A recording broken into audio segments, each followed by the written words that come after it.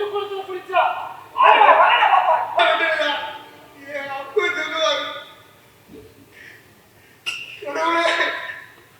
உனக்கு கண்ணுலையா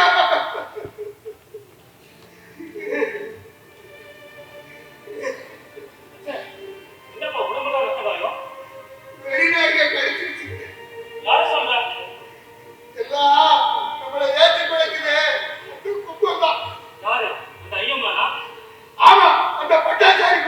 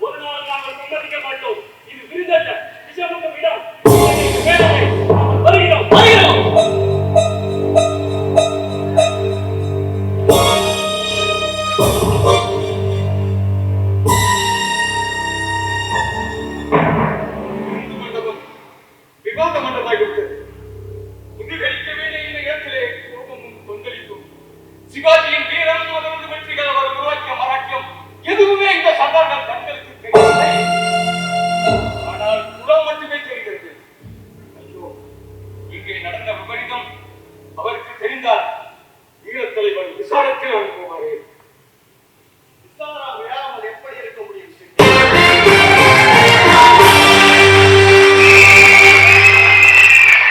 எவ்வளவு வருமானப்பட்டிருக்கும்.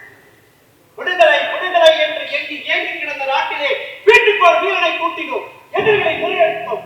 வெற்றி மேல் வெற்றி பெற்ற பொழுது எந்த சர்தார்களும் கண்காட்டி வழியே செல்ல காத்துக் கொண்டாரோ அவர்களே அல்லவா இந்த விதண்டாவாதம் பேசுகின்றனர். நண்பா, விருந்த மண்டபத்திலே விஷப்புகையை மூட்டிவிட்டனர். குலம் என்ன என்று கேட்கிறார்கள். கேள்வாக்கு குலமா, இம்பாசல் குலமா, சாவாந்து குலமா?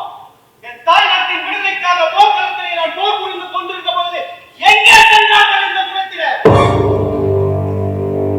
குடியானவர்களுக்கு விடுதலை போரை எடுத்து நடத்த அனுமதி இருந்தது. ஆனால் கேவலம் இந்த விருது மண்டபத்திற்கு தலைமையாக என் குலம் தடை விதிக்கிறது. நாடு எந்த நிலைமையில் இருக்கிறது பார்த்தாயா? ஈழத் தலைவரே, விசாரித்து விடுங்கள். மனதிலே உருவாக்கினால் இவர்களுக்கு விருதானத்தை முறியடிக்க முடியாமலா போய்விடும். சித்தி வீரம் பேசுகிறார். அவர்கள் விஷயத்தை அவர்கள் கேட்டு சென்றார். இதான் காட்டாகி பார்த்தேன், சிந்தித்தேன், ஒரு முடிவுக்கு வந்திருக்கிறேன். மராட்டிய மண்டலத்தை உருவாக்கி விட்டீர்கள். ஆனால் தாங்கள் மட்டும் இன்னும் பழைய சிவாஜியாக இருக்கிறீர்கள். அதனால்தான் பழமையில் படித்து போய் அந்த சர்தார்கள் உலகமே பேசுகிறார்கள். அவர்களிடம் மாதாடி புண்ணியமில்லை. தங்கள் கட்சிக்கு ஆதரவு திரட்ட பொதி பொதியாக புண்ணிய ஏடுகளை கொண்டு வந்து கொண்டுவார்கள். ஆகவே அந்த நெஞ்சனை தாங்கள் மகுடாபிஷேகம் செய்து கொண்டு மகாராஜா கொள்ள வேண்டும். மகுடாபிஷேகமானால் சத்திரியராகி வருகிறது. சத்திரிய குலம் என்பது ஒருவரும் குறை கூற முடியாது போகிறது. அதுதான் சரியான வழி. இன்றைக்கு நடந்த சம்பவம் காட்டும் பாடம். நீ கூறுவதை பார்த்தால் நான் பட்டம் சுட்டிக் கொள்ள வேண்டும். அப்படித்தானே? ஆமா, குல பெருமை பேசுவோரின் கொட்டத்தை அடக்க இதுதான் சரியான வழி. தடை கூடாது, எனக்கு அனுமதி தாருங்கள். பட்டாபிஷேகத்திற்கான ஏற்பாடுகளை செய்கிறேன். வம்பவர்களின் வாய் தானாக அடையும். சரி, கொஞ்சம் யோசனை பண்ணி நல்லது மகாராஜ், சென்று வா.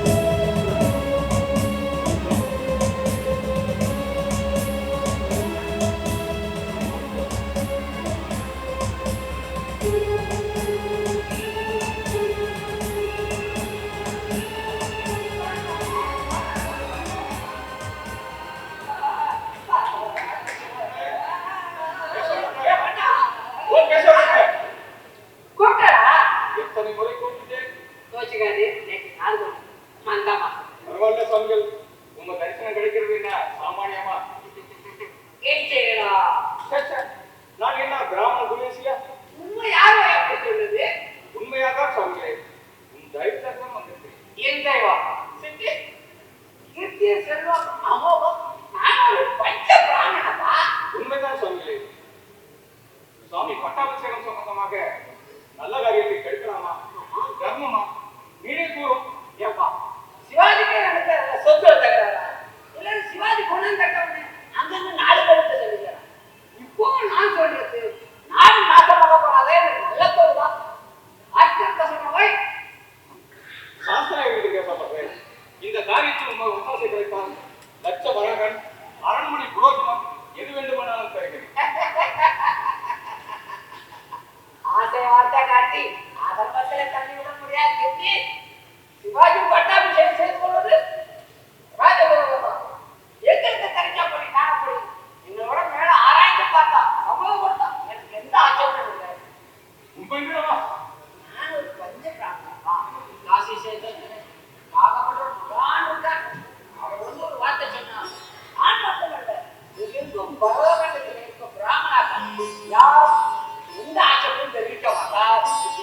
சிவாஜி முடி சுட்டிக் கொள்ளக்கூடாது என்ற வஞ்சகமான எண்ணம் உங்களுக்கு எது கிடையாது?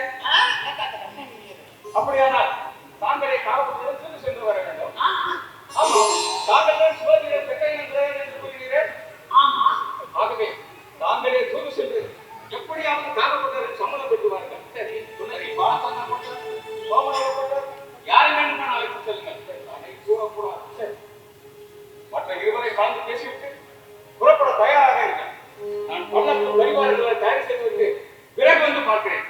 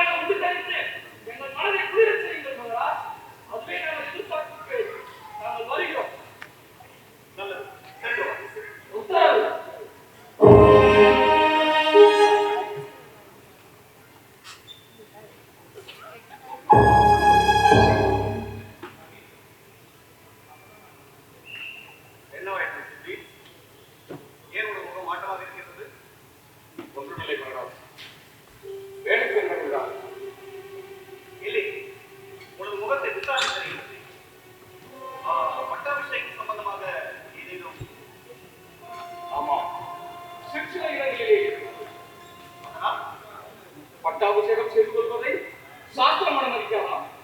சத்திரிய உலகமே கிடையாது. இந்த எதிர்ப்புக்கு முன் நிற்பது யார்? பல பேர். ஆனால் ஒளியாமல் இந்த எதிர்ப்புக்கு முன் நின்று தலைமை தாங்குவது யார்? நமது முதலமைச்சர் மூலப்பருவ.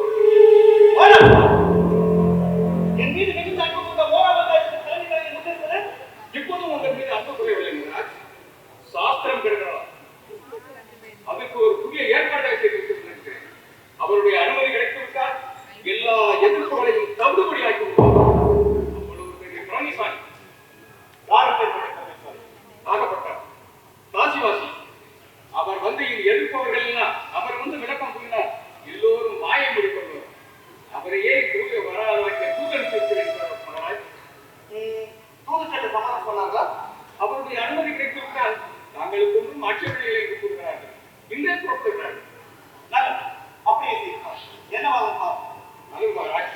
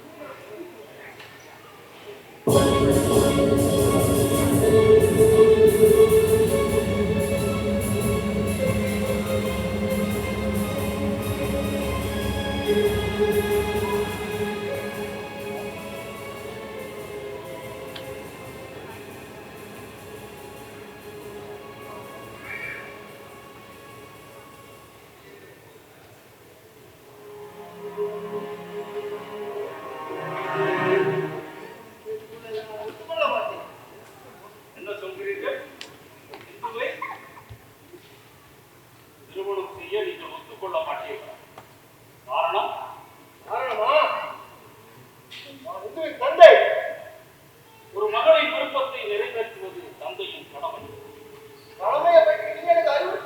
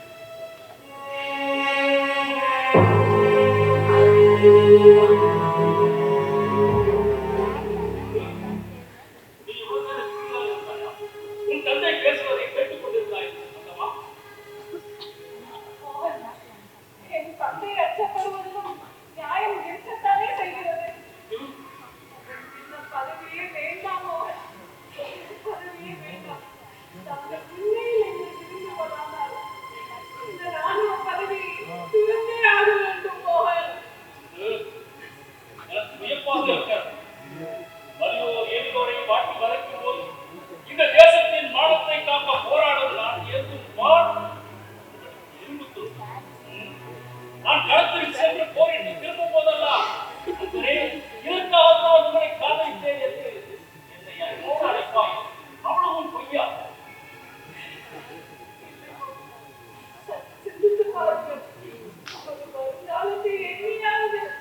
இல்லை என்று என்னை வதைப்பாலை கேட்டு என் ஆத்திரம் எல்லாம் ஏற்படும் கேட்டு சென்று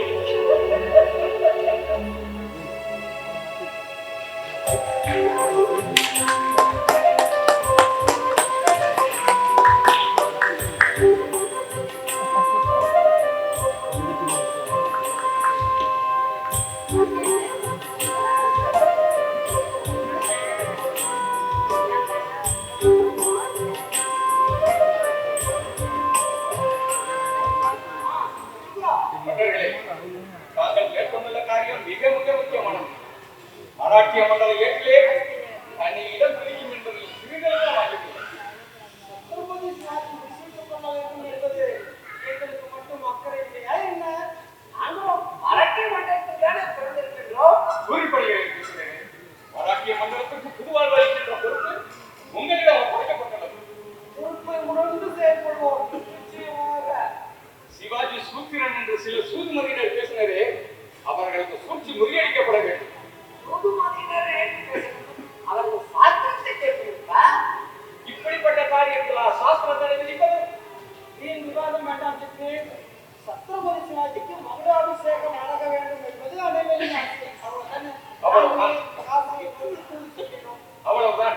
வெற்றியுடன் திரும்பி வாருங்கள். நான் வருகிறேன்.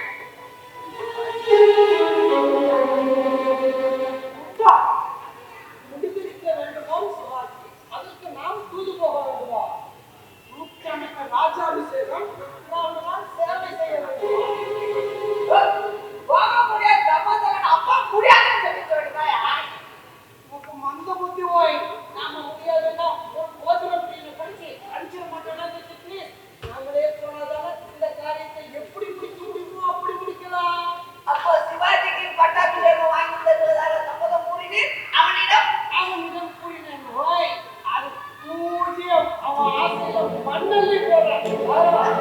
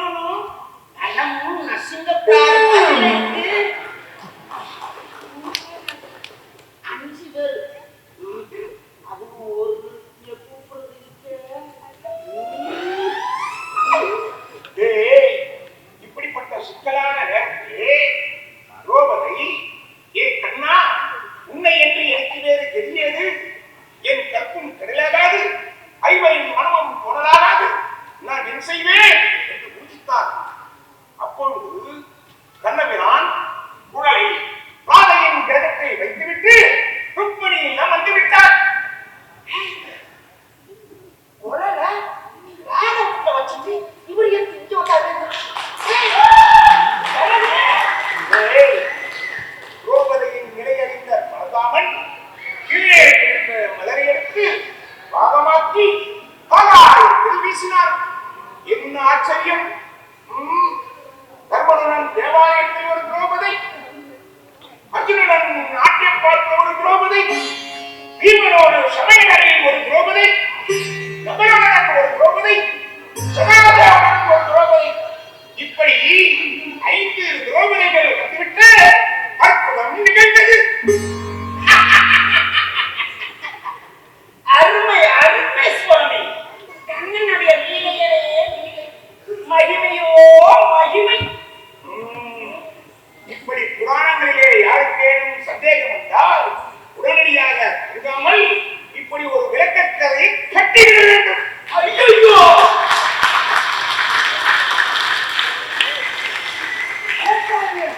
அப்படி கத்துனவதையா?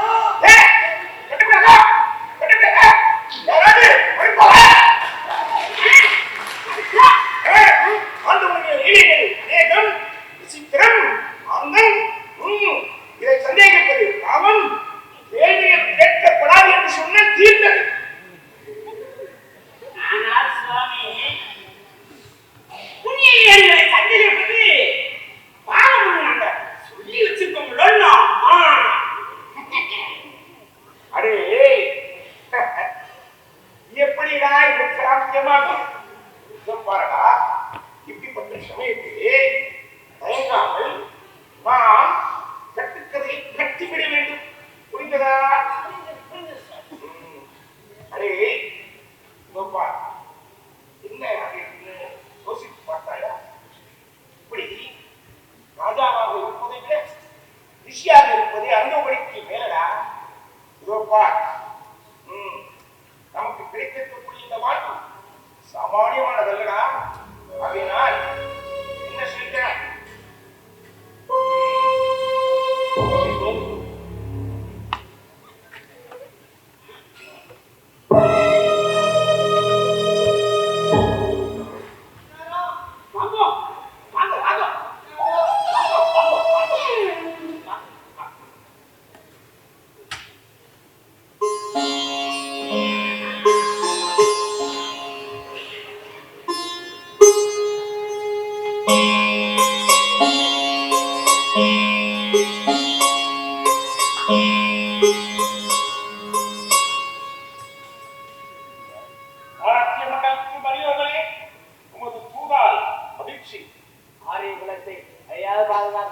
தங்களை கலியுக பிரம்மா என்று நாங்கள் எல்லாம் கொண்டாடி நமக்குள்ளாக வாழ்ந்து கொள்வது.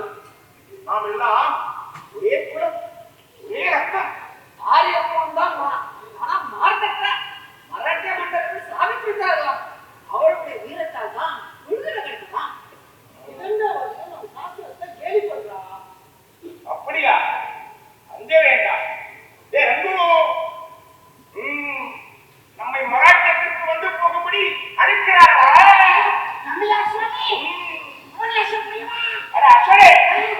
மராட்டிய மாவீரன் சிவாஜிக்கு மகிழாபிஷேகம் செய்து வைக்க நம்மை அழைக்கிறாரா? தங்களை அழைத்திருக்கு ஒரு சுற்றோடு வைத்து சாமி.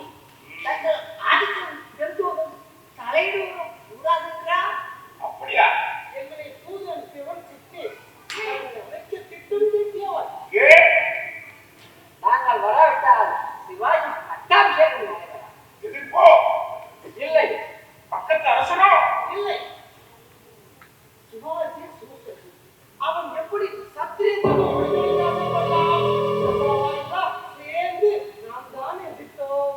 இது பற்றி இந்த ஓலை எதுவும் காணவே. எப்படி இருக்கும்? நாங்கள் தான் எதிர்த்தோம். எங்களை ஏற்புதடி கொடுத்தார். தங்கள் தாமதம் கிடைத்துவிட்டால் எதிர்ப்புகளை கட்டம் தட்டி விடலாம் என்று நினைப்பு. ஓஹோ, அப்படிப்பட்ட ஆசாமியா? கவலைப்படாது. எனக்கும் 2 ஓலை தயாரிலும் நீங்கள் புறப்படலாம். எனக்கும் அவளுக்கு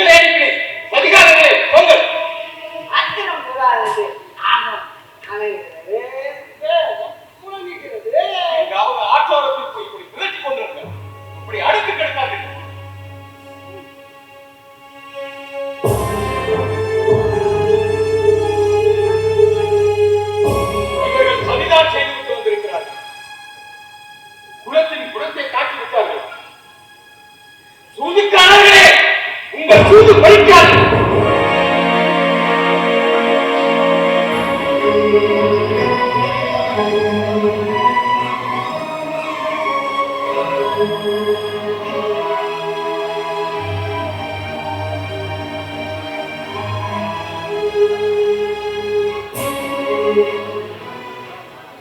மகராஜ், புதியதாக கட்டப்போகும் மாளிகைக்கு என்ன பெயரிட உத்தேசம்? என்ன பெயர்? புரியல. தலைமை கட்டளால் கட்டப்போவதால் வெள்ளை மாளிகை என்று பெயரிடலாம். பொது மண்டபத்திலே கட்டடங்கள் பதிக்கப்படுவதால் சொன்ன மாளிகை பொருத்தமாக இருக்கும். நமது மகாராஜாவுக்கு எல்லாம் தீமாக நடப்பதால் செய்களாசம் என்பது பொருத்தமாக இருக்கும். என்ன மகாராஜா? இல்லை, நான் அதை பற்றி யோசிக்கவில்லை. இன்னும் பட்டாபிஷேகமே நடத்த முடியவில்லை. அதற்கு முன்பாகவே என்னை மகாராஜா கண்டூர நீங்கள் எதிர்த்து கொண்டது அன்பை கண்டு நான் மிகவும் வேகிறேன்.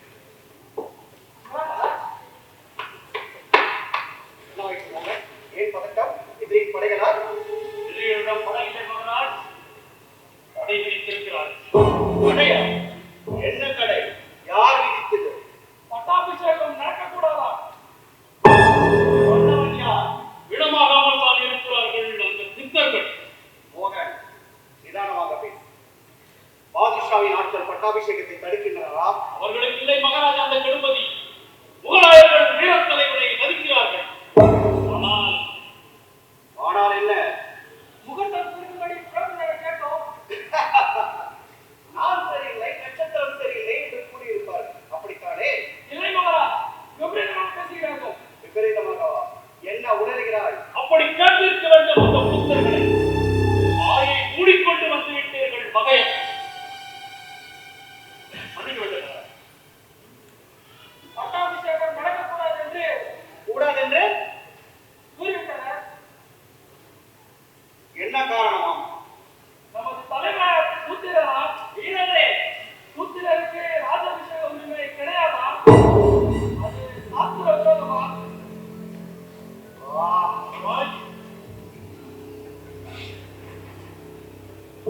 எங்களை கொள்ள இத்தனை ஆட்களும் வாள்களும் தேவைதானா? பொறுத்தால் பூமியாவா? பூமியினால் காடாவா?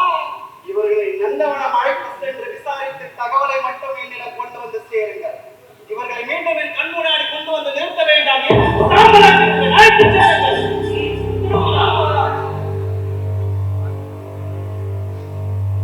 மோகன், நீ செல்ல வேண்டாம். இங்கே இரு. நான் எப்போதும் இப்படி திகைத்ததில்லை. எதிரின் படைகள் நான்கு பக்கம் சூழ்ந்து நின்ற பொழுதும் நான் மலைத்து போய் நின்று விடவில்லை. ஆனால் இன்று நான் நாடாத பகுதியற்றவன். காரணம் அவன் சூத்திரனா? சூத்திரன் நாடாத கூடாதான் இது சாஸ்திரமா? சாஸ்திரம் என்ன மகராஜ்? நம் இருதயத்திலே வீசப்படும் அஸ்திரம். அஸ்திரம்? எதிரின் வேலுக்கும் வாளுக்கும் ஒருபோதும் என் மார்பு அஞ்சியதில்லை. ஆனால் இந்த வார்த்தைகள் சூதான வார்த்தை அது மகராஜ். சூதான வார்த்தை அது. என்னால் பொறுக்க முடியவில்லை. ஒரு வார்த்தை கூறுங்கள். உங்களை தடை செய்ய துணிந்தவர்களை வாள் கொண்டு சிதைத்து விடுவாய். கண்டு கொண்டு வாழ்வாய். அதைத்தான் செய்வாய் அல்லவா? அவர்கள் வாள் எதுவும் கொண்டு வரவில்லை. ஆனால் என்னை சித்திரவதை செய்து விட்டார்கள். முகலாய சக்கரவர்த்தி முயன்று பேசி தோல்வியுற்றான். சண்ட மார்க்கம் போன்ற எதிரிப்படைகளால் என் சித்தத்தை குறைக்க முடியவில்லை. சாத்துராவுக்கும் ரத்தக்காரர்களுக்கும் உற்றார் உறவினர் உயிர் நண்பர்கள் அனைவரும் ரத்தக்காட்டில பிணமாக கிடந்த ஒன்று கூட நான் மறைத்து போய் நின்று விடவில்லை. ஆனால் அந்த சிவாஜியை பார்த்து கூறிவிட்டார்கள் அல்லவா? சிவாஜி சூத்திரன் நாடாடக்கூடாது, சூத்திரன் நாடாடக்கூடாது. இது சாத்திரமா? சுட்டு சாம்பலாக்குவோம் மகராஜ். புறப்படுங்கள். இல்லைமோ? என் மனம் குழம்பினான். அஞ்சா நஞ்சன், அசகாய சூரன், ஆட்டம் மிக்க நின்றெல்லாம் இந்த மராட்டிய மன்னனை பாராட்டி இந்த மாவீரன் சிவாஜியின் நிலைமைப்பார். விசாரணை மனதை சூழ்ந்து விட்டது. அந்த நோய் ஒன்றையும் தொற்றும் முன் என்னை விட்டு விலகிச்சு. மகராஜ், வீணான மனக்கலக்கம் கூடாது. நாங்கள் ஆத்திரத்தை நீரும் மாற்றாக இந்த மண்ணில் எவரும் இருக்க முடியாது. ஒரு வார்த்தை கூறுங்கள். அவர்களை யோகா,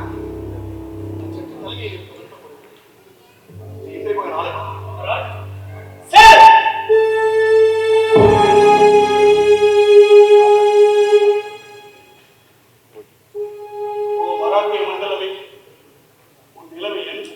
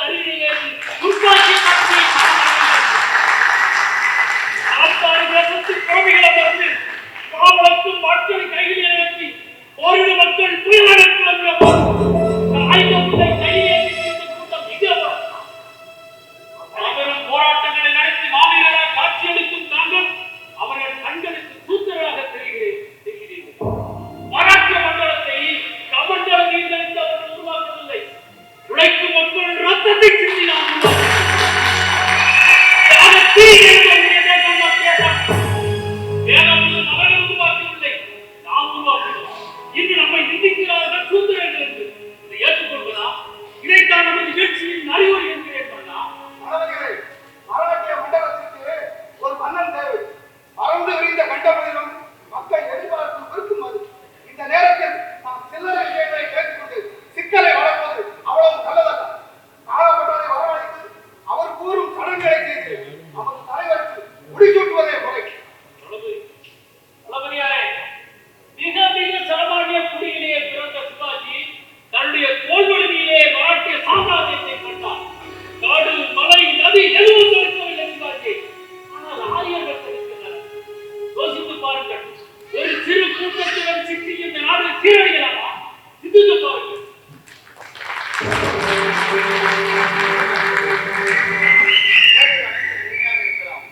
ஆனால் நாம் மக்களின் மனப்போக்கை கவனிக்க வேண்டும் அல்லவா?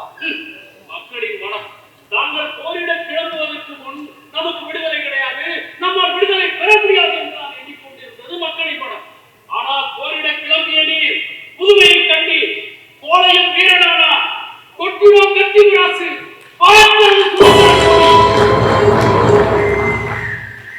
நாகப்பட்டினம் யோசனைப்படி நடக்காவிட்டால் என்ன விபரீதம் நடக்கும் என்பதை யோசிக்காமல் பேசிக் கொண்டிருக்கிறார்.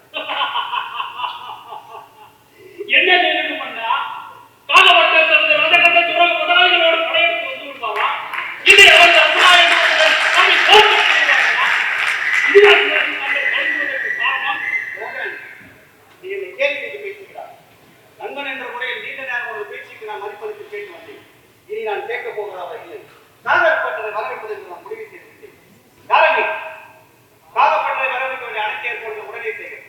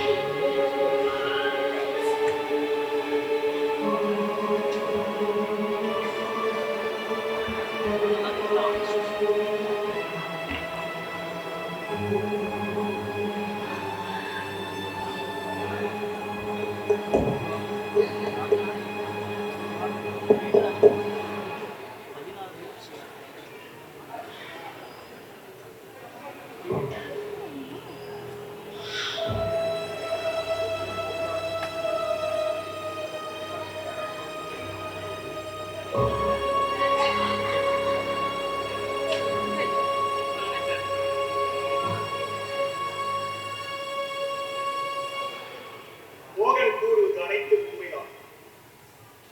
ஆனால் நான் என்ன செய்வேன்?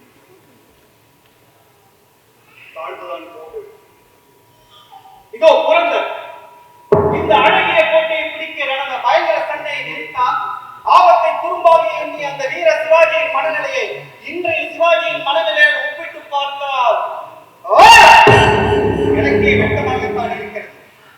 சத்ரபதி அந்த கணவனை வழியாக செல்ல வேண்டாம். எதிரிகளின் படை அதிகம், ஆபத்தும் அதிகம் என்று என்னை எச்சரிக்கை செய்தனர். கோழைகள் விலகட்டும், வீரர்கள் பின்தொடரட்டும் என்று ஒட்டமரசாய் என்று இந்த அழகிய கோட்டை பார்க்கலாம். எதிரிகளை அங்கு நடுங்கும்படியான இவை யாரும் ஒன்று பெற்று பிடித்ததல்லவா? இந்த கோட்டை ராஜகிரி மராட்டிய கீர்த்தி குறைவிடமாக விளங்கும் அழகிய கோட்டை கல்யாண். கோட்டைகள் வீரத்தின் சின்னங்கள்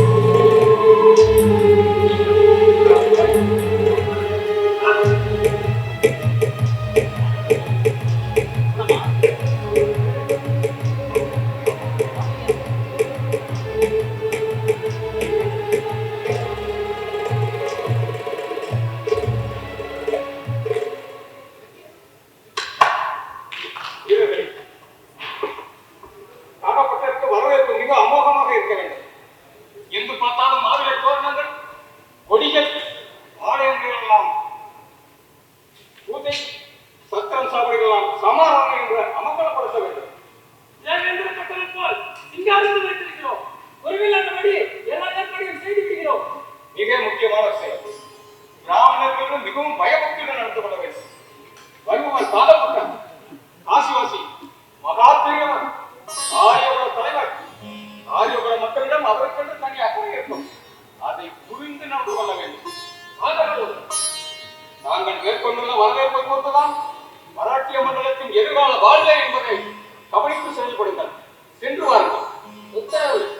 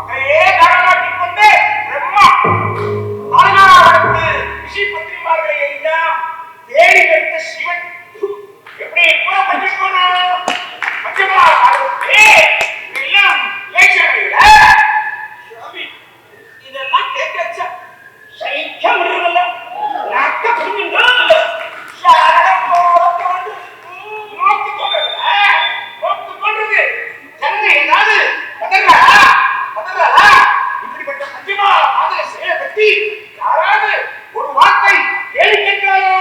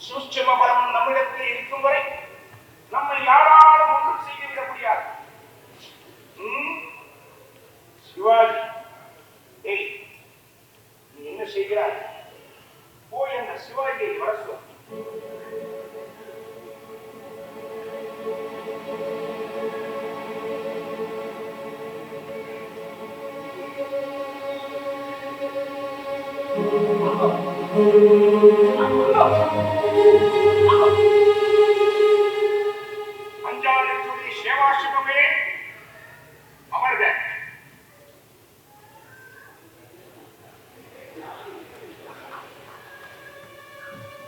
பதவிக்காக பணிந்து புரிந்து தாழ்ந்து இருக்கையில் அமர வேண்டிய அவசியம் எனக்கு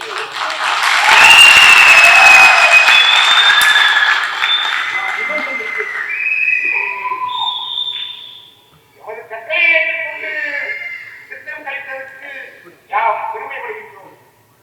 ஆனால் அந்த கட்டளை ஏற்று மறுத்தால் இம்மையில் நிச்சயம் மறுமையில் பாவமும் சேரும் என்று மாதாதா திருவாய் மரம் தருகின்றார்.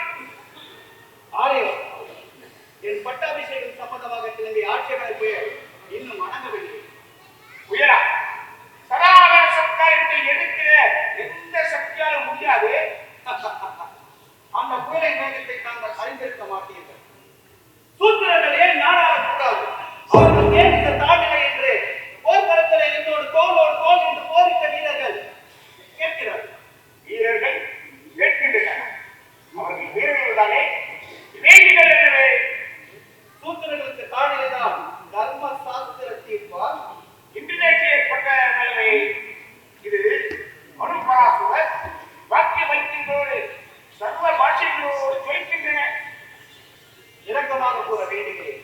சூத்திரர்களுக்கு ஏன் இந்த தாழ்ந்த நிலை? சிருஷ்டிகளின் கர்த்தா பிரம்மதேவன் அவன் பிரபஞ்சத்தை படைத்தான். அவன் படைப்பு 4 ஜாதி. நான் மகனின் முகத்திலிருந்து தோன்றியோர் முப்புரி தரித்த பூசூரர், ஒளியே தோன்றியோர் சத்திரர், ஒளியே தோன்றியோர் வைசியர், பிரம்மதேவனின் கால் பாதத்திலிருந்து தோன்றியோர் சூத்திரர். பிரம்மகரன் தேவர் தூதராகவும் சத்திரியர்களும் அரச சேவை செய்து கொண்டும் வைசியர்களும் செல்வத்தை சேகரிக்கும் தொழிலை செய்து கொண்டும் வாழ வேண்டும். சூத்திரவரும் பிரம்மகுலத்துக்கு தாசராகி சேவை செய்ய வேண்டும். சூத்திரர்களும் சேவை செய்ய வேண்டுமா? கால் வீடு திருத்தி அதை கழனியாக்கி நாடு வாழ நற்பணி செய்யும் எங்களுக்கு காலிலே தோன்றுகிறதா இந்த கடும் தண்டனை? தண்டனை அல்ல, தீர்ப்பு. ஆண்டவன் கட்டளை. வேத சாஸ்திர விதி, குல தர்மம். நல்ல தீர்ப்பு, நல்ல கட்டளை. சிவாஜி, என்னிடம் தர்க்கிக்கவா துணிகிறாய்? இல்லை, நான் தர்க்கிக்கவில்லை. தெளிவாக கூற வேண்டுகிறேன். கட்டளை.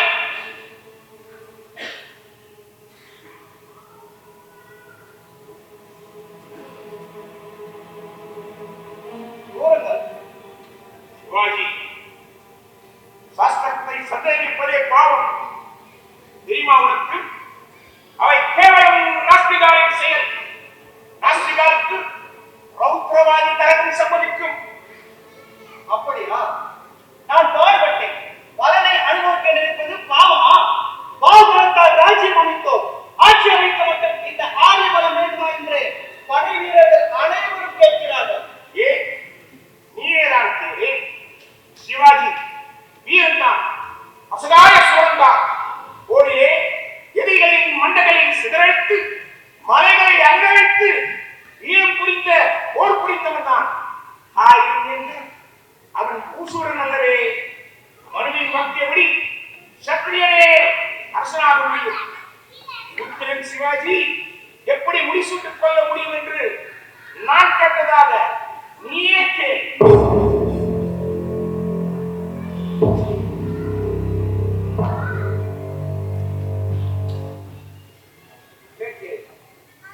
சிவாஜி, சூத்திரகுலத்தில் பிறந்த உன்னை சத்திரியாக சமர்ப்பித்தேன். உனக்கு பெருமையை தந்தேன்.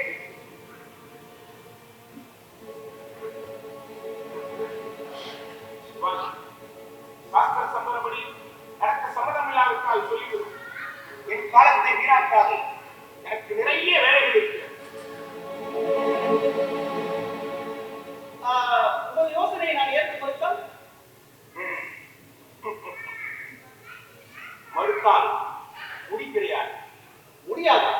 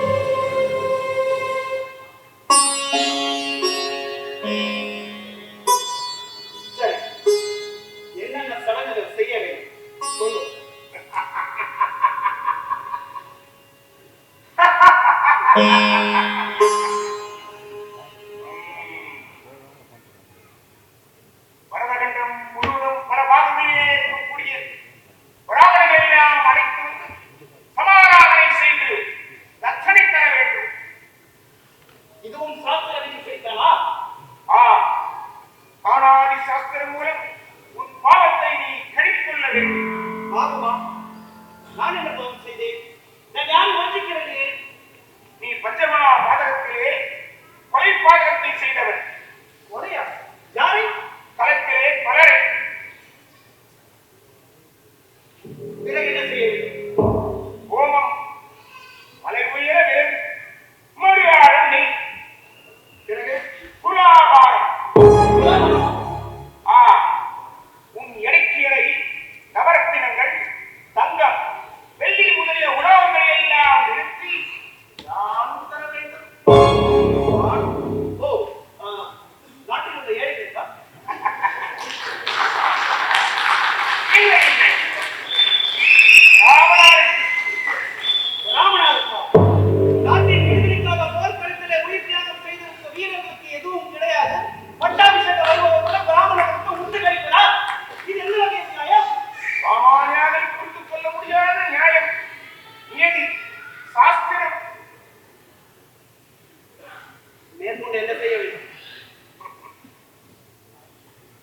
மேற்கொள் பரதகண்டம் முழுவதும் பல பாகங்களிலே இந்திய தேசங்களிலே செய்ய வேண்டிய ஒரு பூஜை இருக்கிறது. அதே இல்லை. வேயத்தின் கோயிலோ, விநாயகர் கோயிலோ, திரிசூலர் கோயிலோ எதுவாயினும் வித்தியாசம் பாராமல் அங்குள்ள பிராமணர்களுக்கு தானம் செய்ய வேண்டும். யாரங்கே? இவர்கள் கட்டளைப்படி நடக்கும். நான் வருகிறேன்.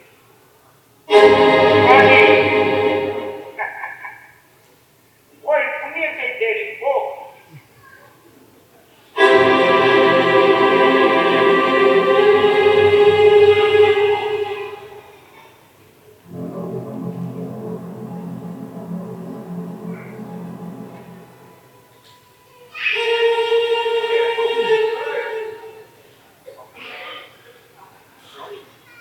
என்ன செய்கிறாய்?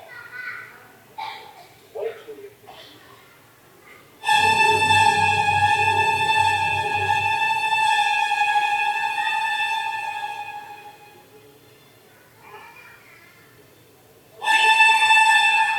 அம்மாவா,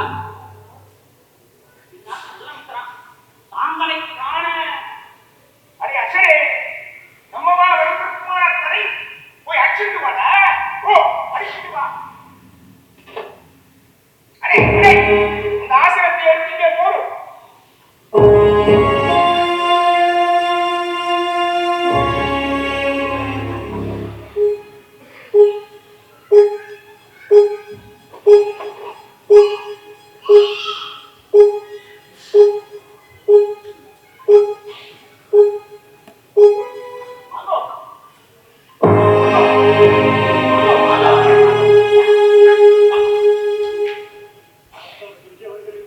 வருக பிரதம மந்திரியாரே, அமருக. இருக்கட்டும். பரவாயில்லை, அமருக.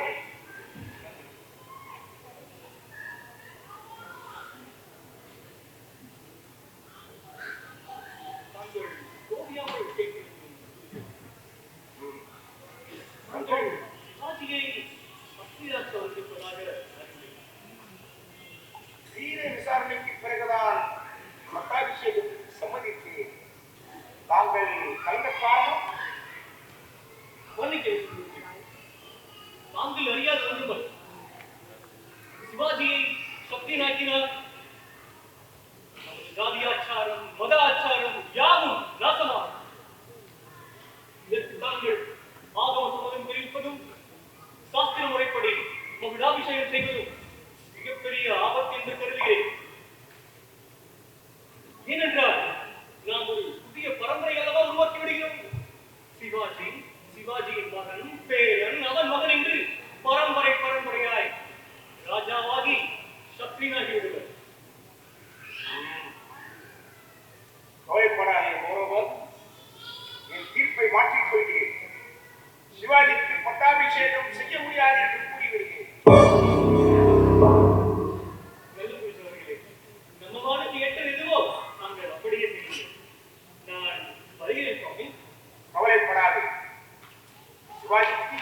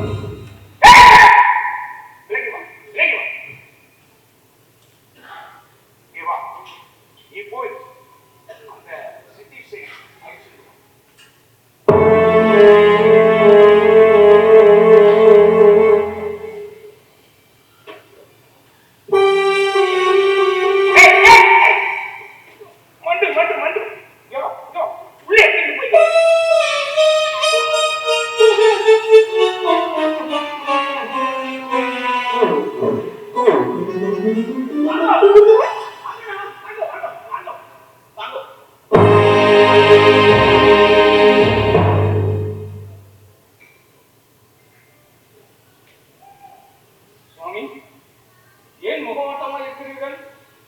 இந்த ஏடுகள் எல்லாம் ஒன்றுமில்லை. பட்டாபிஷேகத்துக்கான ஏற்பாடுகள் எல்லாம் நடைபெற்றுக் கொண்டிருக்கின்றனவா? தாமதம் குருஜி, நூற்றுக்கணக்கானவர்கள் பணி செய்து கொண்டிருக்கிறார்கள்.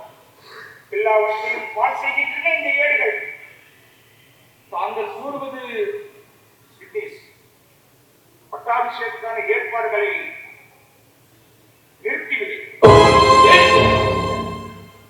சாஸ்திர சம்பந்தப்படி பட்டாபிஷேகம் செய்வது பாவகாரியம் என்று இதோ இந்த ஏடுகள் கூறுகின்றன. இந்த ஏடுகள் எல்லாம் நாடு ஏற்காது சாமி. இன்னும் என்னடா செய்ய சொல்கிறாய்? இந்த மாநிலத்து முதல் மந்திரி கூட இருக்கிறாரே. ஓஹோ, எல்லாம் அவருடைய வேலையா இது? அவர் ஏண்டா சொல்கிறாய்? அவர் சாஸ்திரத்தை தான் சொன்னார். மாநில முதலமைச்சர் சாஸ்திரத்தை சொன்னாரா அல்லது வேறு யாராவது சொல்லி சொன்னாரா? யாருக்கு தெரியும்? பேசி ரகு, நீ சத்த வெளியே உள்ளே யார் வராம பார்த்து போ.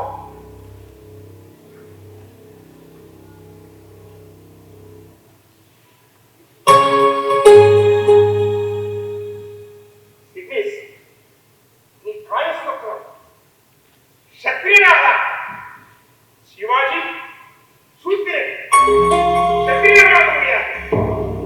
மனுவின் வாக்கியப்படி சத்திரியனே மன்னனாக முடியும். சூத்திர சிவாஜி எப்படி முடிச்சுட்டு போக முடியும்? சம்மதம் என்று சொல், உன்னை ராஜாவாக்கி விடுகிறேன். இந்த மராட்டிய மண்டலத்திற்கு உன்னை சாம்ராஜ்யவதியாக்கி விடுகிறேன். என்ன? சிவாஜி உருவாக்கிய இந்த ராஜ்யத்திற்கு நான் ராஜாவா? உண்மை நான் சொல்கின்றேன். சாஸ்திரம் சம்பிரதாயம் எல்லாம் நான் பார்த்துக் கொள்கிறேன். அரசாங்கத்தில் இதெல்லாம் நடப்பது சகஜம்தான். இப்படிப்பட்ட சந்தர்ப்பம் கிடைக்கும் போது சற்று முச்சென்றோம். இந்த சதிக்கா, இந்த சண்டால செயல் மகா பண்டகாரி சிவாஜிக்கு மகுடாபிஷேகம் செய்ய வந்த என்னை இந்த செயலால் துரோகியாகும்படி செய்கிறேன். இப்பொழுது ஏடுகள் உமக்கு இந்த அநீதியை காட்டுகின்றன. குழப்பமடையாது. குருஷேத்திர போரிலே அர்ஜுனனுக்கு பகவான் சொன்ன கீதா வாக்கியங்களை தான் உனக்கு சொல்லியிருக்கின்றேன். பகவானே இப்படிப்பட்ட விஷயங்களை எல்லாம் சொல்லியிருக்கிறார். சிங்கத்தின் உணவை திருடும் சிறு நரிக்கு எம்மையுற்றவர்கள் என்னை நரிக்க புத்தி உண்டு. நீ மகா மண்டு. என் வாழ்நாளில் இதுபோல் வஞ்சனையை கண்டதே இல்லை. உன் எதிரே நிற்பது கூட பாவம்.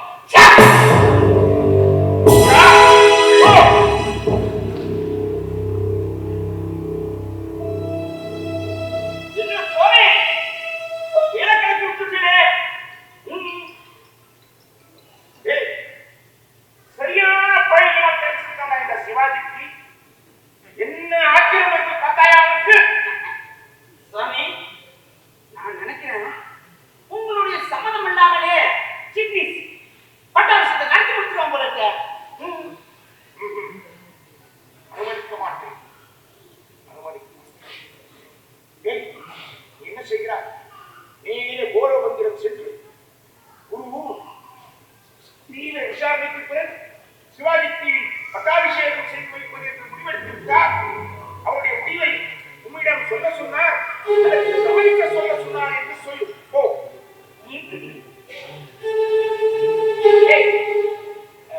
இங்கே வா. அந்த சிட்னிஸ் எங்கேயாவது நின்று அழுது கொண்டிருப்பான். அவனிடம் சொல்லு, குரு உன்னை சோதித்து பார்த்தார். உன் ராஜ விசுவாசத்தை பார்த்து நீ நடந்து கொண்டிருக்கிறார். பட்டாபிஷேகம் செய்து வைக்கிறேன் என்று முடிவு செய்திருக்கிறார். பட்டாபிஷேகத்தான ஏற்பாடுகள் எல்லாம் துரிதப்பட்ட சொன்னான்னு சொல்லு. ஓ, தீர்க்கமான முடிவு தானே சுவாமி. சிவாஜிக்கு தான் பட்டாபிஷேகம். குருதேவா, முதலே முடியும்னு சொன்னேன், பிறகு முடியாதுன்னு சொன்னேன், மறுபடியும் முடியும்னு சொன்னேன், பிறகு சம்மதம்னு சொல்றேன். இதையும் நான் அரசாங்கத்துக்கு தான் கேட்கணுமா? நான் கர்ணம் அடிச்சேன்னு சொல்றியா? நான் தெய்வம், 4 பேர் 4 தெய்வம்.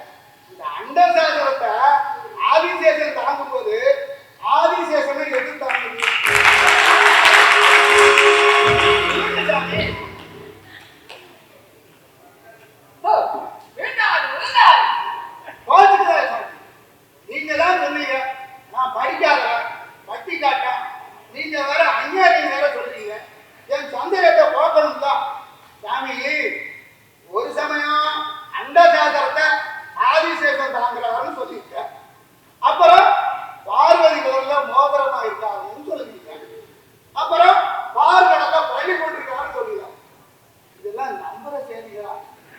சொல்லுங்க. என்னமோ சொல்லுங்க. உங்களுக்கே புரியாது போல. எனக்கு எங்க சொல்ல போறீங்க?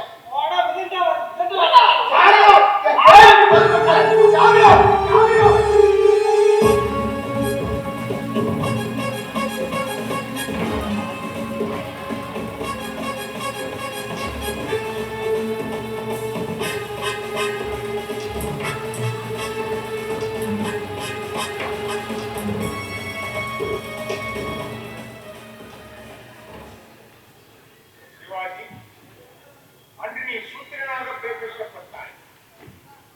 இன்று ராஜகம விதிகளின்படி சத்திரியனாக்கப்பட்டாய். அரசாலும் பதவி பெற்றாய். மராட்டியத்தில் பிரபுகளே,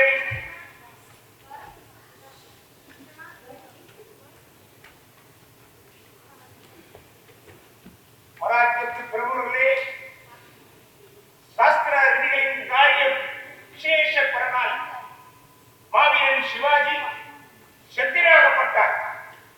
இனி அவரே உங்களுக்கு மன்னர். சிவாஜி, இந்த நாட்டின் செல்வங்களை எல்லாம் நீ கோட்டை கொத்தளங்கள் அரண் அகழி என்று ஆய்வுகளுக்கும் வீணாக செலவழிக்காமல் பகவத் பக்திக்கும் பிராமண சேவைக்கும் செலவு. இந்த பூமி, இந்த ராஜ்யம் சனாதன பூமியாக விளங்கட்டும்.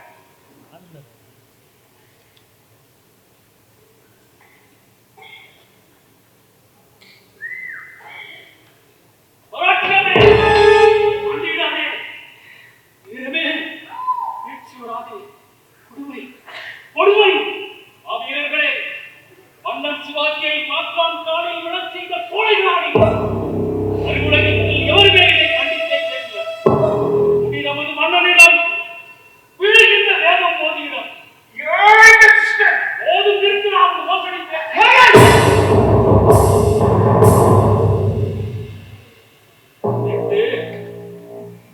தாங்கள் இந்த பேசலாயிடம் மண்டியிட்ட இந்த வேதனை விளைக்கும் குறைபாடுதான். சிவாஜி, இது போன்ற நாஸ்திகர்களை உன் ராஜ்யத்தில் வைத்திருப்பதே பாவம். எது போட்டிருக்கிறார்? 4 ஜாதி, அதில் பிராமணர் அடக்கியாலும் மற்றவர்கள் அடிமைகளாக பிறக்கின்றனர் என்று எடுத்துக் கூறுவதா போட்டிருக்கிறார்? ஆண்டவன் அருள்பெற அறநெறி தேவையை ஒழிய ஆரியரின் காரைக்கடை நீரை வருவது கேவலம் என்று எடுத்துக் கூறுவதா போட்டிருக்கிறார்? ஏது இவன் போக்கில் மட்டுமல்ல, இரண்டாவது காரணமாக இருக்கிறது. பாபசுரமே, நாம் நாளை நிந்தனை செய்யாதே. வீணால் நரகம் போவார் அரசே. அங்கே நாடாளோ நயவஞ்சகர் பாலிலே வீழ்வார் என்ற கதை இல்லை. துஷ்டனே, மாமணி மன்னரின் கதை தெரியுமா உனக்கு? சிவாஜி புத்திசாலி, அதான் பிராமண பக்தியோடு அவரை பிடித்த காகப்பட்டரே, உனது மனம் கழிப்பது எனக்கு புரிகிறது. மாமன்னனை மண்டியிடச் செய்து விட்டோம் என்ற மமதையில் இருக்கிறார்.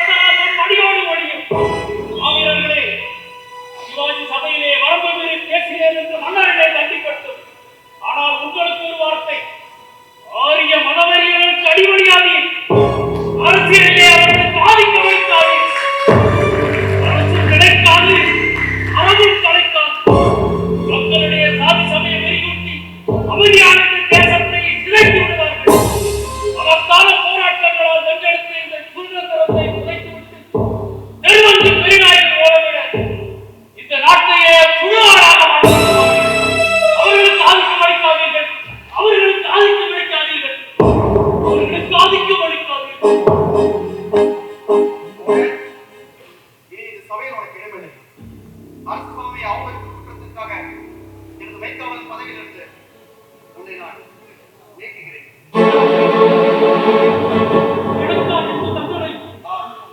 உனக்குத்தான். நாளை காலை சூரிய உதயத்திற்கு முன் நீ தலைநகரை விட்டு சென்று விட வேண்டும்.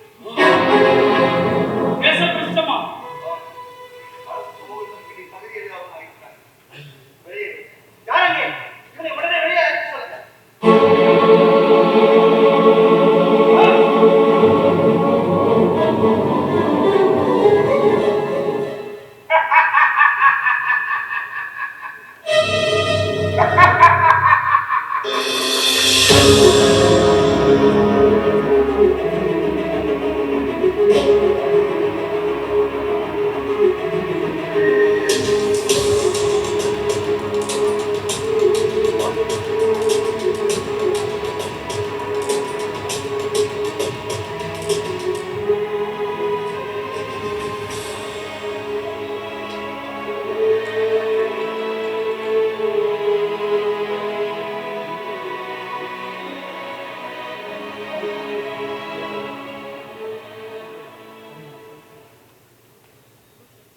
சூத்திர சிவாஜி குடி தரிக்க வேண்டுமா?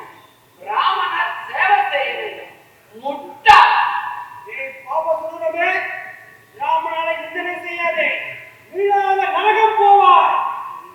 இது கலிகாலம். கலிகாலத்தில் சத்திரிய குலமே கிடையாது. சிவாஜி சத்தியனாவதை எந்த சனாதனையும் கேட்கவே மாட்டார். பைத்தியக்காரி. பிரம்மனின் படைப்பு நான் பிசாதி. பிரம்மனின் முகத்தில் பிறந்தோர் பூசூரர், தோளிலே பிறந்தோர் சத்திரியர், கொடியிலே பிறந்தோர் வைசியர், பிரம்மனின் பாதத்திலே பிறந்தோர் சூத்திரர். சிவாஜி சூத்திரர். சிவாஜி சூத்திரர். சிவாஜி சூத்திரன். சிவாஜி சூத்திரன்.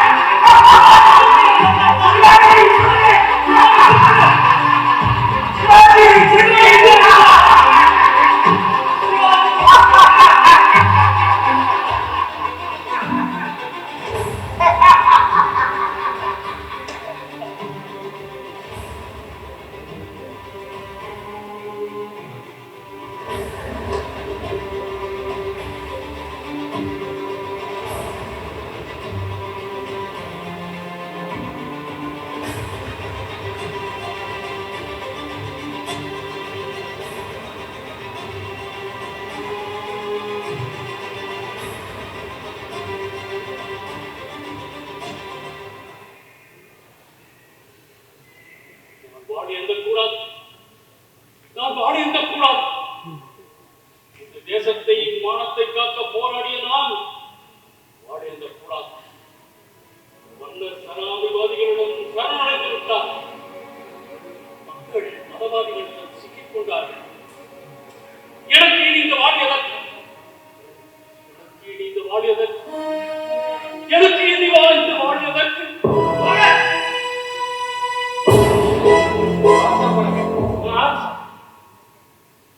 உன்னையே கண்ணி வைக்கும் நிலைமைக்கு நான் தள்ளப்பட்டிருக்கிறேன். மோகன், என் உயிர் நண்பா, நான் உனக்கு தண்டனை தான் கொடுத்தேன் என்றல்லவா என்னை சொல்பாய்? இல்லையடா, நான் உனக்கு விடுதலை தான் தந்தேன். மதுராஜ், அப்படியானால் நான் வாடி இருந்தலாமா? இது நீ வாரியது என்ன பயன்? மோகன், போர்க்களத்திலே பல உயிர் தியாகங்கள் செய்து நாம் ராஜ்யம் அமைத்திருக்கலாம். ஆனால் நாம் ஆட்சி அமைக்க ஆரியர்களின் கைப்பிடிந்தால்தான் முடியும் என்ற மாயை அவர்கள் மக்கள் மனதிலே ஆழ பதிய வைத்து விட்டார்கள். மன்னனாக ஒன்று கூறுகிறேன், ஆழமாக பதிய வைத்துக் கொள். நாம் வாழ்வதற்கால் ராஜ்யம் அமைத்திருக்கலாம், மன்னர்களை மண்டியிட வைத்திருக்கலாம், எதிரிகளை விரட்டி இருக்கலாம். ஆனால் நம் மக்களை நம் மீதே ஏறிவிடும் சூழ்ச்சி படைத்தவர்கள் அவர்கள். அவர்களை நாம் கவனமாகத்தான் கையாள வேண்டும்.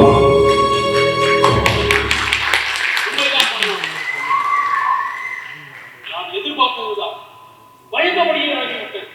எதிர்பார்த்துதான், நீ பயந்தபடிதான், அதையும் தாண்டி நடந்து விட்டது. நாட்டில் உள்ள ஆறு, குளம், அழி, வயல் அனைத்தும் வறண்டு போய் நாட்டில் வறுமை தாண்டவம் ஆடுகிறது. ஆனால் ஒன்று தெரியுமா? நாட்டில் ஆடுகின்ற 11,000 பிராமண குடும்பங்களுக்கு மட்டும் சமாதான